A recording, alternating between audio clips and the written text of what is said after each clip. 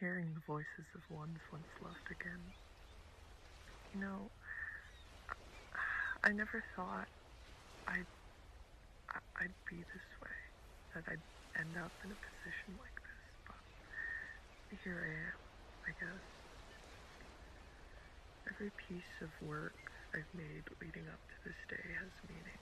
I guess when I made that drawing stating we'd make it out together, I lied. We didn't. I don't know how I should cope with that. I don't even think I've been coping.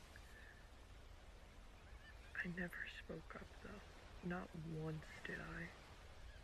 And I've been thinking over and over again how I could have done things differently, and how it could have never ended this way if I had just done something.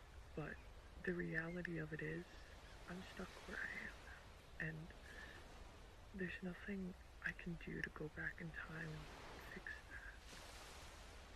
I was told I shouldn't blame myself, but I'm sorry to say, but I am. Just be gentle with yourself, okay?